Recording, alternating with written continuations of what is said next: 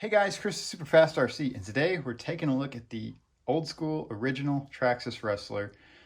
Probably over the years, one of the most popular hobby grade RC cars that's ever been produced.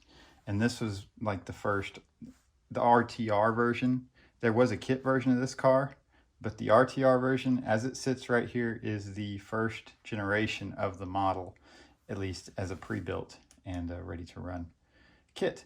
So basically, the Rustler is probably one of Traxxas's all-time, besides the Slash. Now, the Slash came later. The Slash is a mid-2000s model, but still, the Slash is based off of this platform that the Rustler shares with the Stampede and the Bandit. So, at the end of the day, this car probably has more to do with Traxxas's overall success than any other car, I think, that they made at the time. So before this, they had the Hawk and, they had the Sledgehammer, stuff like that. But they didn't really take off to the success of this model, which I think is it being ready to run and, affordable to the masses to get into a hobby grade RC car. The Rustler really had its market, conquered at that point.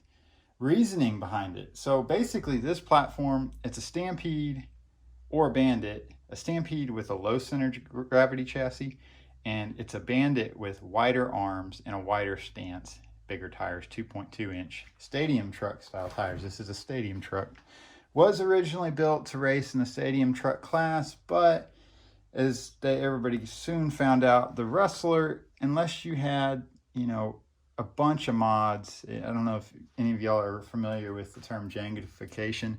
Old Ultimate RC, the Jang over there actually did race these back in the day competitively, but the amount of mods that he had to do to compete with the Associated and the Losi guys, man, it wasn't much of a Rustler anymore. And so basically these were relegated to bashers and first-time RC owners, hobby grade RC owners. So basically this was the first step past the Sears catalog and past the Walmart to get into something faster and, upgradable and just better in general RC goodness. So the Rustler, probably the best-selling Traxxas car by far, unless you count the Slash, but the Slash came much later, I think around 2006, 2007, and maybe even later than that. I'm not even sure, maybe 08. So this one was sold, at least in this configuration, I think from about 97 and on up in the RTR version. Basically, it is how you see it. It's got this cool, I think this is the best looking body that Traxxas has ever came out with. One of the best. And that just might be a nostalgia thing. It's not that great of a body. It's kind of got the Dodge Ram kind of look going on at the front, which was a very modern truck at the time. The Dodge Ram basically took the whole idea from, trucks being a utility vehicle to something you could take out on the town and be a luxury vehicle as well as a pickup truck. So I guess that's kind of what they're going after. Again, spike tires, stadium truck style tires, 2.2 overall inside diameter. Same on the front. These are a rib design, very common at the time with stadium trucks. They had the Pro Line edge tire on the race level, and this is kind of close by to that. Not a real soft compound. I did back in the day when these were new, they were softer, but on this model, it's probably 20 years old by now. So they're getting kind of hard. Let's go ahead and take the body off. And these are original body clips. If you had one of these, these little small body pins. That's what they had. That's what they came with. And you got your long 27 megahertz antenna. Put that right there.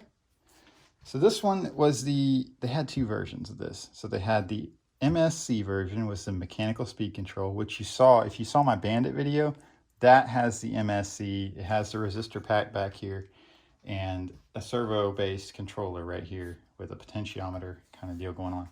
And that one was, I think, about $40 cheaper out of the box than the electronic speed control version, which this has. This is the XL1 electronic speed control from Traxxas. Now, it's not like you'd think of an electronic speed control today. There's no LiPo cutoff, nothing fancy, no adjustable curves, no really calibrating it. It's just a replacement for the MSC, and they claimed it was more efficient than the MSC, which I believe, because the MSC, you had these resistor packs, and the way it works, it basically turns some of the energy of the battery and the potentiometer system into heat in those resistors. So you lose a little bit of power there, and a little bit of runtime having an MSC. So the ESC was kind of marketed as a more powerful solution and a more reliable and more efficient solution, which I do think has some merit. These did have a little longer run times when you had the XL1 in there, and a little bit more punch maybe, but it wasn't that noticeable. Once again, this guy came with the Stinger 27 turn motor. You see it right there.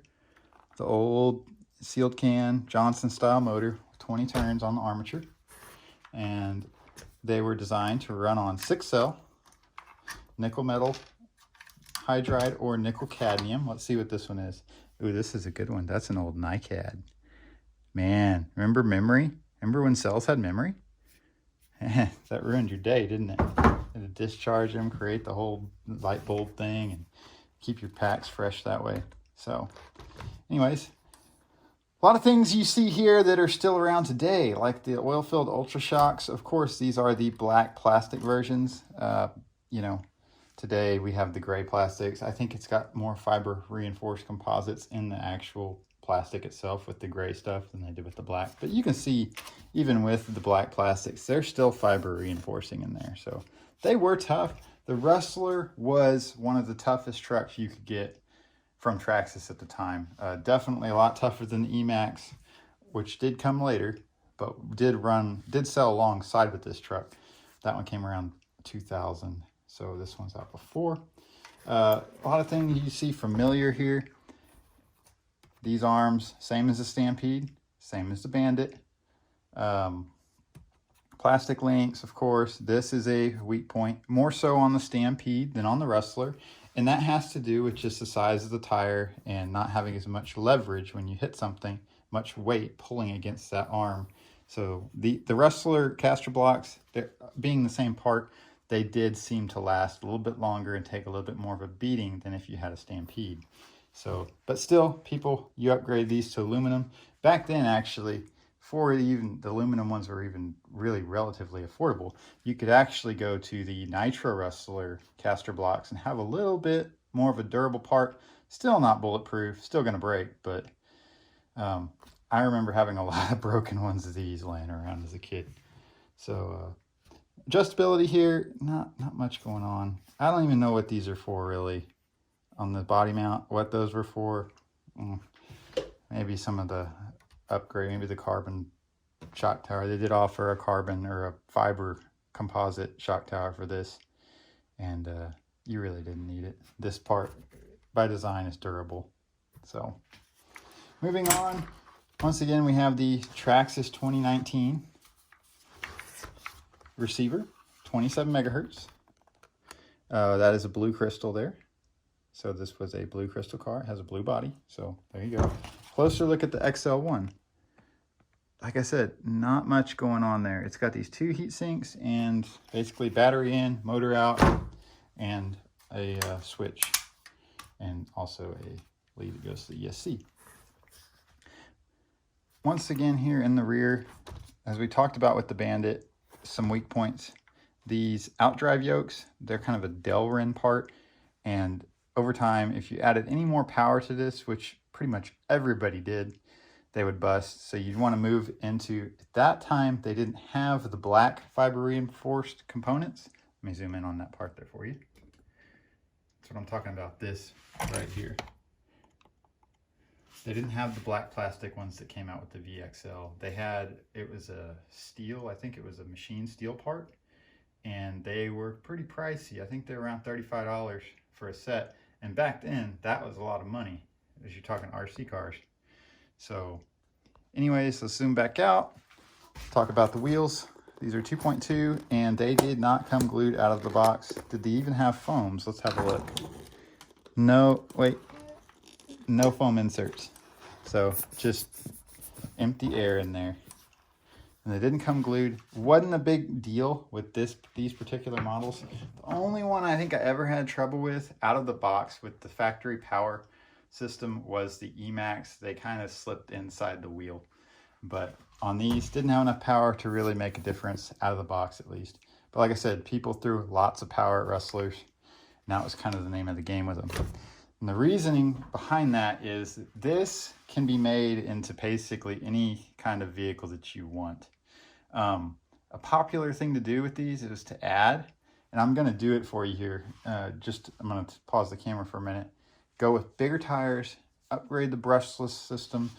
Back then, brushless wasn't really, it was a new kid on the block, and it wasn't readily available, and it was not affordable at all. I mean, we're talking spending $300 to $400 to get a reasonable setup, and still those setups now are nothing compared to what the power output is now with like the Castle systems and the who makes systems? Hobbywing makes good systems now. Back then, you basically had a couple options. There was a company called Hacker out of Germany that would make, actually I have a couple Hacker motors here. This is a perfect motor for the Rustler. So this is a Hacker C40. It's a 10 turn. Don't know what the KV rating on this particular motor is, but it's brand new. I've never ran it. Bought it for a retro project like this. But yeah, this is a period correct brushless motor, and these were very expensive. It's not slotted. It's a 2-pole, and it's very nicely made. I mean, that's a very nice piece of engineering there. Hacker had great products. They also had an ESC line called the Master Car Sport that basically was just a simple, basic ESC meant to run NiCad and nickel metal hydride. Back then, at this time, there was no such thing as LiPo in the scene of RC. So you were running, high-end nickel metal hydride packs, GP 3300s. Let me see if I can think of another one. There's a 2400 cell, and then IB, I believe, Intellect batteries made the IB 4200. That was a great battery, a great cell. I'm talking sub-C cells. They're tiny, and basically you can either buy them as a pack, or the more popular thing to do was to make a side-by-side pack with little dog bones that connected the packs together, the cells, and you would buy the individual cells and solder a pack together. And man, I did that a couple times. The IB cells tended to put out more power, but they had a tendency to vent. So, which basically, if you're talking about a LiPo, think about a LiPo, you think of explosion. Not really on a nickel metal. You're just going to get some gas and some juice coming out of the cell. It's not that big of a deal, but it did render the cell useless. So basically a bad battery at that point. But the GP 3300s were a much better reliable cell. But like I said, less capacity, less power output from those particular cells. But I had a bunch of those too. And like I said, no LiPos at this point.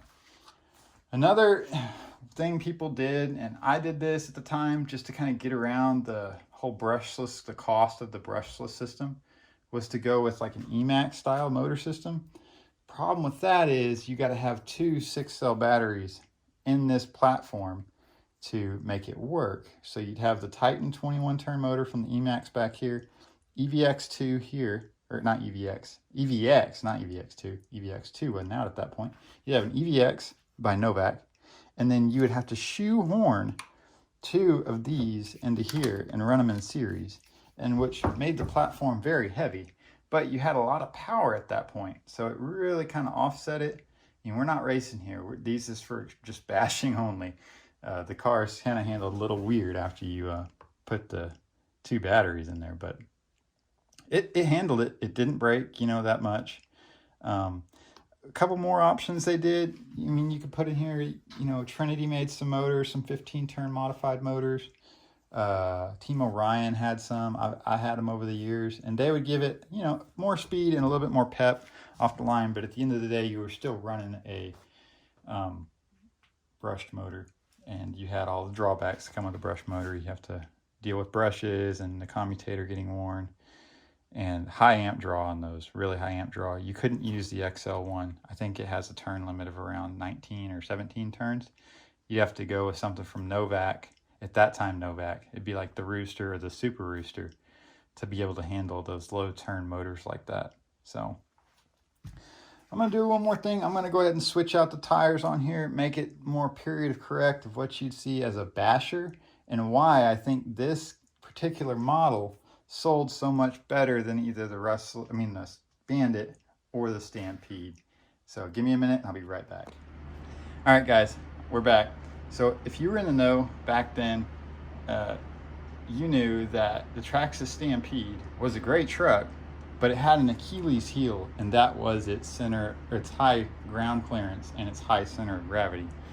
And the Rustler, while with the small 2.2 stadium truck tires, kind of limited its ability off-road. If you went up to the Stampede class tire, now these are Masher 2000s, which is a nice retro throwback in its own. But if you went up to the Stampede size tire on the Rustler platform, you basically had a Stampede that was a little bit longer, which helped with the tipping over, and it was also that center of gravity was much lower. And what that did was it gave you a monster truck style truck, but with none of the drawbacks. And you could throw power for days at the Rustler when it had these 2.2 inch monster truck tires on it. And there's no negative drawbacks really. I mean, there might be a little bit of body rub in the front under some suspension circumstances, but other than that, you had a bigger tire and you had more ground clearance and you could go places. The Stampede could, but the Stampede would roll over and the Rustler would just keep going. It'd tear it up. So I just wanted to show you all that. And if you have one of these, finding these tires, this particular tire is pretty hard these days. They don't make them no more. 2.2 is basically a dead animal. It's a dead horse. Can't even beat it anymore. So you're going to be relegated to the 2.8s, which they work just fine. They're basically the same thing. They're a little bit wider, I believe, but they're going to help you with the same. They're going to make it better than the original stadium truck tires were. So even on the new Rustler, the tires are a little bit bigger circumference to kind of give you more of this, but it's not going to give you all of this. This setup right here, I mean, you're going to keep up with Stampede 4x4s, E-Revos. I mean, you really can go places like this. I mean, it's not going to have four-wheel drive, but it's going to be a lot better at the end of the day. And also, if you've got a stock Rustler like this, you cannot run this setup and expect it to have any longevity without gearing way down, because when you raise a tire circumference like this, you're going to raise your gear ratio, and that's going to burn that Stinger motor out so fast it's not even funny. So it's not designed to be ran like this unless you gear down to where the Stampede's geared at. The Rustler had a bigger pinion out of the box than the Stampede did to kind of keep up with the bigger tire and not burn it out. But as you can see here, there's a lot more ground clearance to be had, and the suspension travel is virtually identical to the Stampede. It's an identical suspension setup to the Stampede, the Rustler. It's just a tire size. So at the end of the day, if you have a Rustler like this and you're running these stock tires, I mean, if you're not keeping it pristine like I am, get rid of these. Go find yourself a set of old Stampede tires, or get some 2.8 monster truck tires, throw a little brushless system in there and have fun, because you're going to have tons of it. I can't remember how many times I ran this as a kid other than the Stampede, because this just handles so much better. You take this out to a construction site, dirt pit, you name it, and just thrash it, and you don't have to run out there and flip it over near as much as you did with the Stampede. Stampedes are fun, but as far as driving a car and enjoying it, this is a lot better, because that center of gravity helps immensely. Anyways, guys, I just wanted to show you that a little, aside from the factory configuration of the Rustler. This is how I would run one if I had a basher. And even back then, this is how I ran it. I had a set of Stampede tires just like this, and tore it up, man. Anyways, guys, this has been the look at the classic Traxxas Rustler. Like I said, this platform's still in production today. We have the VXL model, which is stupid crazy fast and stupid hard to get a hold of right now. I'm trying to get a hold of one because I want to have one to do basically this, put Stampede wheels on it and rip it up. But trying to get one right now, it's hard. I mean, you can get a Bandit VXL all day long, But a standard Traxxas 2-wheel drive VXL, they're out of stock everywhere. Of course, you know, that's the whole world right now anyways. But awesome truck. Best truck I think Traxxas had at the time. Other than the E-Max has its issues. Everybody knows that. If you want a truck you can bash all day long, just charge the packs and keep going, you had a Rustler. And that's the end of it. Thanks for watching, guys. We'll see you in the next one. Bye-bye.